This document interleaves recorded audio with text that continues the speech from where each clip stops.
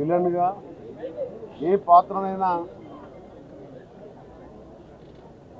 తన తరహాలో పోషిస్తూ రెండు రాష్ట్రాల ప్రజల గుండెల్లో ఉన్న కోట శ్రీనివాసరావు మృతి నిజంగా చాలా దిగ్భ్రాంతికి గురి చేసింది. వారు నటుడే కాకుండా రాజకీయాల్లోకి వచ్చి 99లో నాతో పాటు ఎమ్మెల్యేగా ఉండే చాలా మంచి వ్యక్తి. ఎక్కడ కలిసినా మంచిగా పలకరిస్తూ వారి యాక్టింగ్ కూడా నిజంగా ఆహానా పిల్లటి లాంటి సినిమాలు చూసినప్పుడు అనిపిస్తాయి. ఇప్పుడు మార్నింగ్కి వెళ్ళి వారు నటించిన సినిమా బయట చూస్తుంటే నిజంగా బాధ అనిపిస్తున్నది. వారు లేరంటే నమ్మలేకపోతున్నాం మనం. అలాంటి నటుడు, సామాజిక స్పృహ ఉన్న నేత, రాజకీయంగా 5 సంవత్సరాల ఎమ్మెల్యేగా సేవలు అందించిన నాయకుడు, ప్రముఖ నటుడు నిజంగా ఈరోజు మరణించడం బాధాకరం.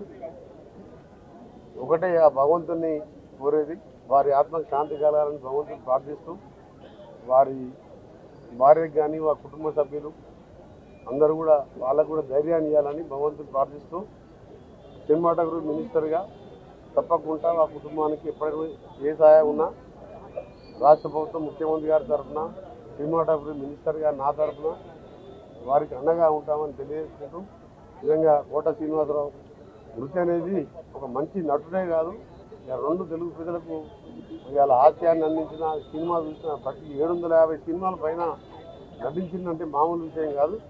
అలాంటి కోట సినిమాలు లేకపోవడం బాధాకరం. కోట శ్రీనివాసరావు అనే పేరు చలనచిత్ర చరిత్రలో సువర్ణ అక్షరాలతో లిఖించబడిన పేరు. అది ఏ పాత్ర వేసినా, ఏ క్యారెక్టర్ చేసినా దానికి ఒక జీవం పోసి ఆ పాత్రని ఘనంగా నిలిపిన మహానటుడు. ఇలాంటి మహానటులు, ఇలాంటి గొప్ప నటులు అరుదు. అలాంటి అరుదు నటుల్లో ఒక ఎస్వి రంగారావు గారు, ఒక నాగభూషణం గారు, ఒక కోట శ్రీనివాస్, ఇలాంటి వాళ్ళంతా చాలా అరుదైన మహానటులు. ఆ మహానటుడితో నాకు చాలా అనుబంధం ఉంది. నా సినిమాలన్నింటిలో, నా డైరెక్ట్ సినిమా, నా సొంత సినిమా ఆయన లేకుండా సినిమా ఉండేది కాదు. రీసెంట్గా ఒక వారం క్రితం ఆయనతో మన సోదరా ఏంటి సోదరా ఎలా ఉంది హెల్త్ అని మాట్లాడితే ఒక మాట అన్నాడు, చాలా గొప్ప మాట.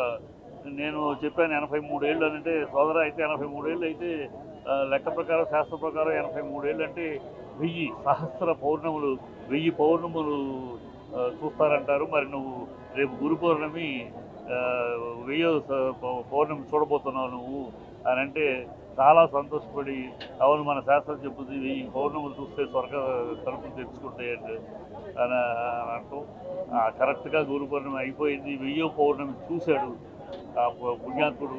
చూసి పుణ్యలోకాలకు వెళ్ళాడు. అతను స్వర్గం తలుపులు తెలుసుకుని ఉంటాయి అంత మహానటుడు. అతనికి నాకున్న బంధం సోదరా అని తప్పితే నా నేనాడు పేరు పిలిచి చిక్కేర్పించి ఎరగడు.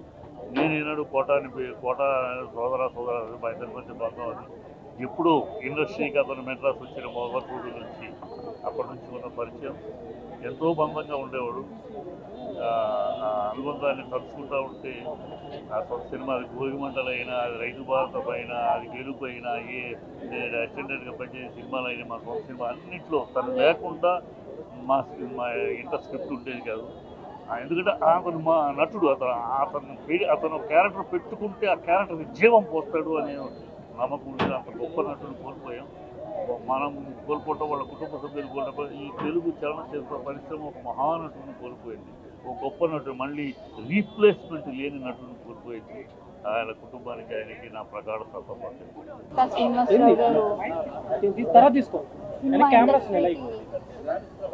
ఒక కోటలాగా ఉన్నారు ఆయన లేకుండా ఏ క్యారెక్టర్ని మనం ఊహించుకోలేం. ఏ సినిమా ఏ క్యారెక్టర్ చేసినా అందులో పరకాయ ప్రవేశం.